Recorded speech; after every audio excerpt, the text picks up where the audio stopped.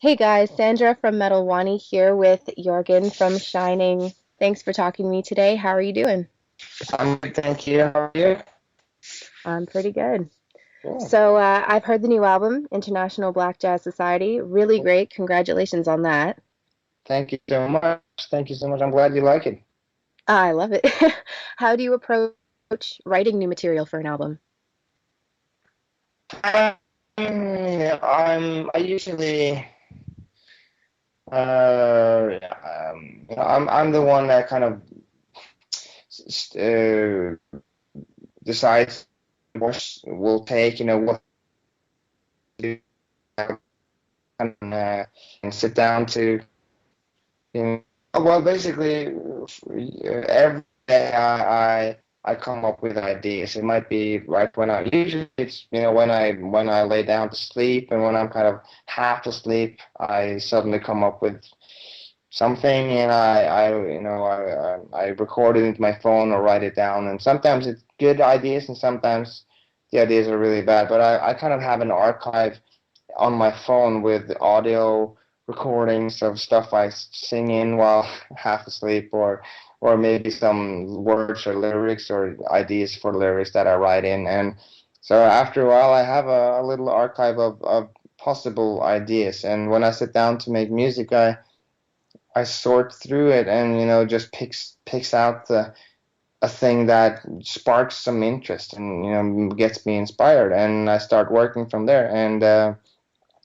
it could be whatever. It could be a riff or a melody or some lyrics, or just an idea of a general idea. It could be I want to have a super fast song, or I want to have a ballad or something like that. And then when I have and I record a demo, I write it and I record. I program the drums, I play the bass, the guitars, and record the vocals, and just to hear how it kind of would work in a fully fleshed out demo. And then I usually send it to my producer in Los Angeles, Sean Bevan, who we've been working with since Black Jazz, and who's a guy that has worked with Nine Inch Nails and Marilyn Manson from their kind of early releases.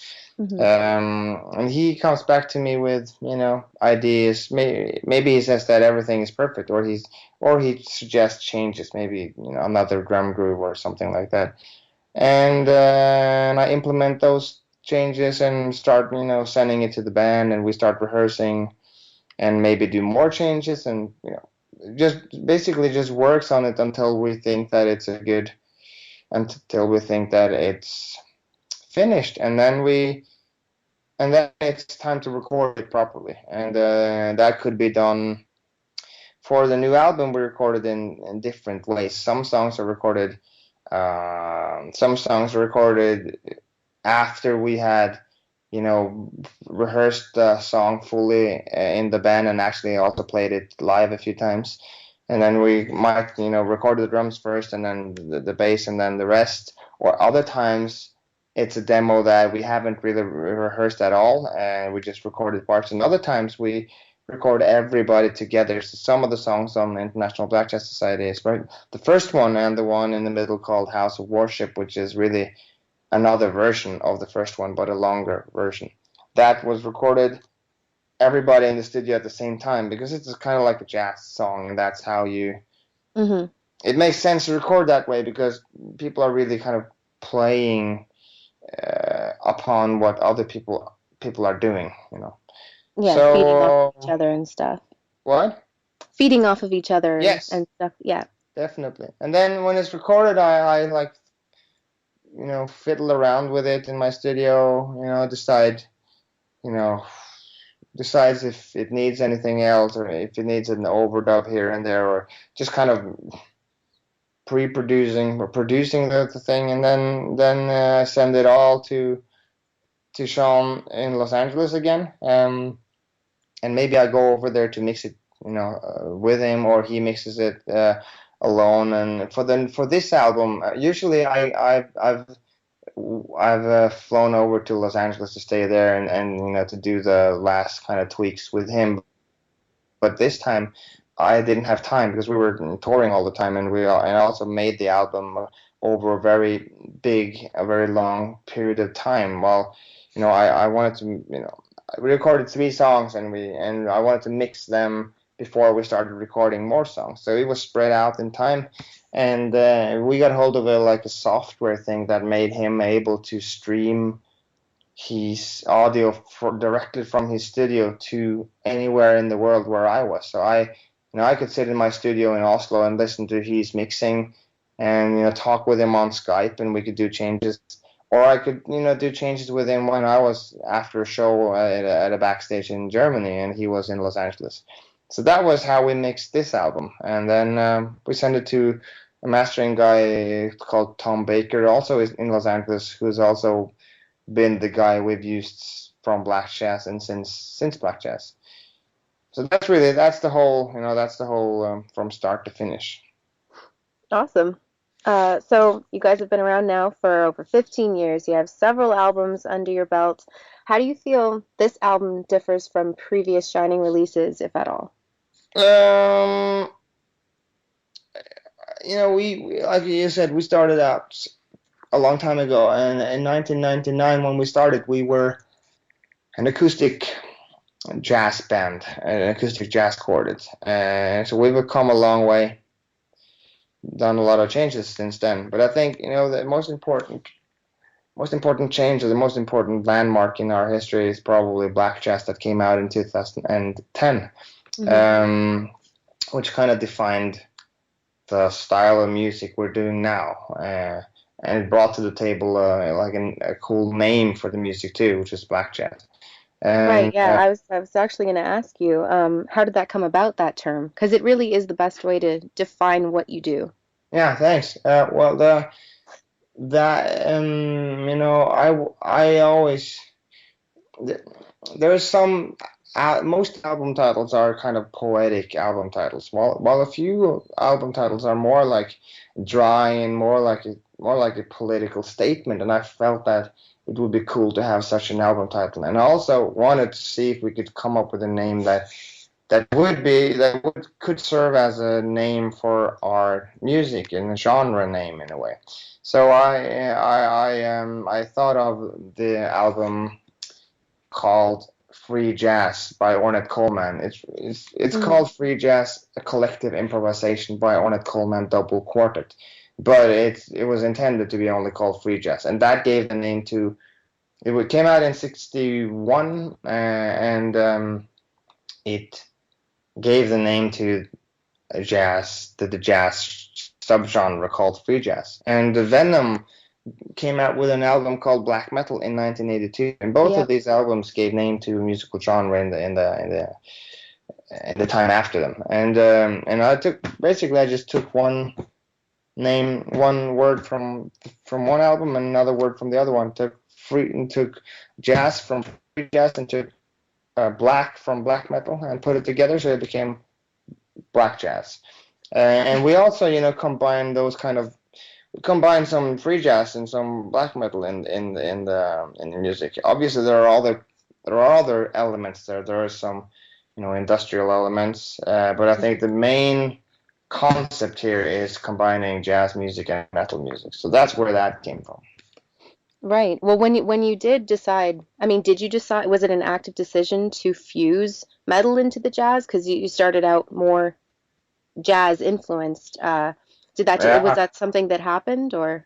Well, it's hard to say what's the decision and what happens, because I think both they go hand in hand. You take one step and then you say that step worked, so you make a conscious decision of trying a new step in that direction, and then you kind of feel your way to it. So this happens over a course of time. It happened over since 1999 to 2010, so sort of about 10 years. And but there's more to the story than that, because I grew up with metal music when I was a kid. And even when I started playing the saxophone when I was 9 years old, I only listened to metal music. And then I started getting into jazz music and kind of losing myself in that world and only focusing on jazz music and studying jazz music. And when I went to the Norwegian State Academy of Music in Oslo to study jazz music, and at that time, that's when Shining started. So this the the the um, the journey from being an acoustic jazz quartet in 1999 going to become an industrial jazz metal band in 2010 was really more like a journey for me coming back again to what I coming back home anyway, and bringing with me the new knowledge of the jazz world that I had acquired. Hmm. So, yeah, so it was, but when we, with black jazz, it was we had started becoming kind of conscious about what we were doing. So, that wasn't blind luck. It was a result of a lot of years of experimenting and trying out things, trial and error. Hmm. Okay. Well, what would you say your biggest influences are in terms of, if anything, maybe sparked your interest in becoming a musician, making music? Was there anything that really? Well, I don't know. You know, I grew up in a kind of medium-sized town in Norway, which really is a small town compared to anything else. It's like 20,000 people there, Hmm. and no internet because this was I was born in 1980, so Right. so the internet wasn't something it didn't exist. So we Hmm. didn't. You can't really before the internet. You couldn't really pick and choose among everything in the world. Right. You could pick and choose between what existed there right then and there, that your friends knew about or your parents knew about. It wasn't that much. I'm not sure if I felt like I was doing a couple of things. I was skateboarding with a bunch of friends, and I was playing the saxophone, and I was doing martial arts, jiu-jitsu and mixed Hmm. martial arts. And I ended up doing martial arts, and saxophone was the kind of two things that I was doing the most. And then I had to quit the martial arts stuff because I kept when I started becoming a professional musician, it was hard to combine because my fingers and my joints needed to Yeah. be working well. So, but I don't know if I started when I was 9 years old. I don't think you're that conscious about anything when you're 9 years old. You just do something, and yeah. So I have no idea why I did what I did. Okay. Um, so back to the new album. Recently, the video for the track Last Day was released, and Yeah. there's so much beautiful scenery going on there. What was filming in that location like? It was the craziest thing I've ever done, really, and probably the most dangerous thing I've ever done too, I guess. Yeah.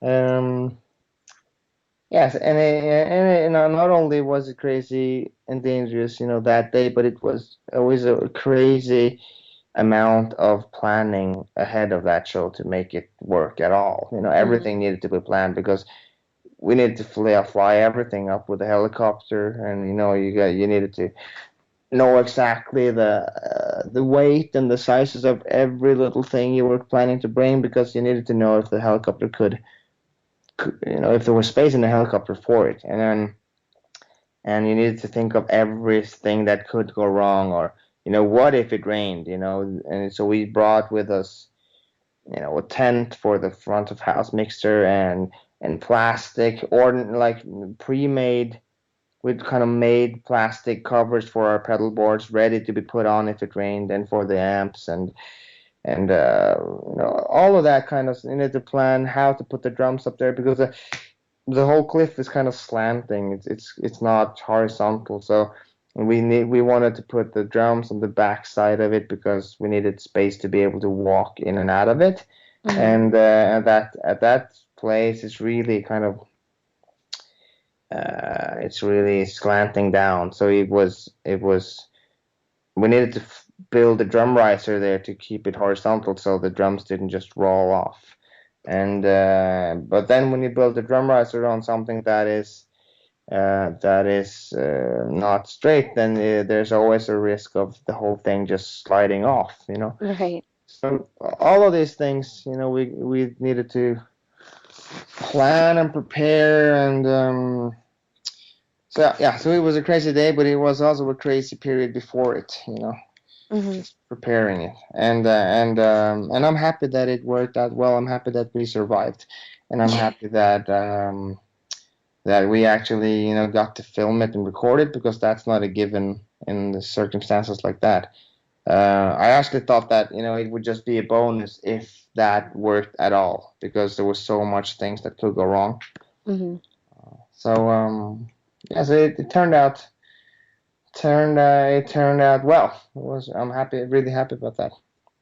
Cool. So, particularly when you go on tour, it must be pretty exhausting to have to consistently perform night after night, especially going back and forth from sax to vocals. Do you do anything to keep your lungs and vocal cords in shape? Yeah, it's the kind of the biggest, I would say the biggest concern Yeah. is really the ability to do the vocal stuff and the sax stuff. Not technically, because that's not really a problem, but stamina wise, Right.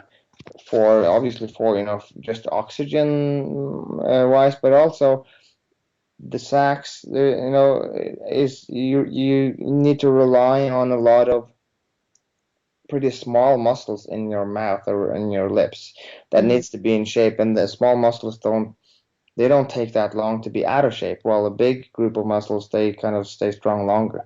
So you gotta constantly, at least before a tour, you gotta make sure that you have enough time before the tour to, you know, get back in shape, Right. if you're not already in shape with those muscles. And but the sax muscles are different than the ones. The same with the vocal cords. They also, or the vocal, not only the vocal cords, but stuff around it in the neck that kind of that I'm using for the tip, for the way I'm singing. Those are also small, and they if you don't kind of keep them up, if you don't keep them in shape, then it will become a problem for these kind of shows that we're doing. Hmm. And if you know, the worst with the saxophone, the worst thing that can happen is that, you know, you're not able to play the stuff that you want to. With the vocals, it's worse, that because you can, you know, if the muscles are not doing what they're supposed to do, you end up straining other parts of your voice that makes you kind of lose your voice. So yeah, so that's something I need to pay attention to, and I learned how, you know, you start to learn how your body works. So it's a matter of learning a couple of you know, learning from others, but also learning from your own body. And then obviously it helps being in shape in general, like running Hmm. like a couple of times a week, and just living a sort of healthy life. So but it's on the edge of what I'm able to do now. So I think it will be exciting to see what happens when I get older. You know, either I just get better and, you know, find better ways to do it without in easier ways, or I don't, and maybe, you know, the muscles will get, you know, weaker, and it will become a problem. So we'll see. You know. Okay. Well, when you talk about your vocals in particular, getting to know your own body and perfecting technique and stuff, when you Yeah. first started singing, did you have to play around with that, or Oh yeah. Well, I mean, it's I I'm a professional musician, so I've practiced a lot, and I learned how to learn new things. right? I think that's kind of like an important skill, but I haven't, when it comes to vocals, I haven't really had many teachers. So what I've learned, you know, from others is from fellow singers, or from YouTube, or articles online or whatever, but it's usually, at first I had to kind of find my way of singing, because there's a lot of ways of doing it, and find my voice in a way, and then and then and then you doing that, you start to discover the pitfalls, when you start playing shows, and you play one show, or you play 10 shows, and you play every day for a month. You start to feel what the problems might be, and then you got to address them and try to figure out what's going wrong, and maybe ask other people for their help. And it's just it's really trial and error, and it's taken a lot of time, and I continuously discover new things. If there's one problem, and I think I have one solution, and it looks like that doesn't work, I find another way find another way. So to be concrete, there's some muscles in the front of my neck that I'm using, that have slowly over time started getting more and more tense, and it became it started affecting the voice, and I thought it was something with the vocal cords, but it wasn't. So I managed to get hold of an acupuncture guy that has helped another singer friend of mine, and that guy is really, it's no new age kind of stuff in what he's doing. He's just going directly on the muscles in the throat, and he's found out that if there's a certain area in your vocal range that it has a problem. If it's, let's say it's the upper range, then usually there's somewhere in the upper part of your neck that is tense, and he just finds those places and puts needles in there to make it relax. And then he did that with me, and it really helped. And so I started understanding that there are some muscles that I wasn't really aware of affected my voice, that are really affecting it. So that's kind of the new project now, is to kind of work my neck and those muscles back again, because it takes a lot of time to kind of force them to relax again. So that's one example, and it's different for I have the same with the sax, and the same with, it could be anything. It could be, I had times where I have trouble with my fingers, or with my whatever it is. It's you can be. Sometimes I'm surprised myself, about what you got to figure out. Yeah. Wow. Well, I mean, I could talk to you about this forever, but I'm Yeah. going to move on to the touring. So you guys have some dates in Europe over the next month or so. Yeah. Do you have any plans to extend the tour after that? Maybe go more international? Not really extend that particular tour, because that's got an ending. But with the new album, we're definitely planning on touring more, and it would be a good idea to do something in US and Canada in the beginning of 2016. So we're looking at that to see what we can do and how and when. And there will be more touring in Europe, I guess, also in 2016, and there will be summer festivals. So really, just the next year will be a lot of touring. Awesome. Okay. Well, thank you so much for talking to me today. Thank you. It was a pleasure. Thank you. Thank you. Have a good day. You too. Okay, bye.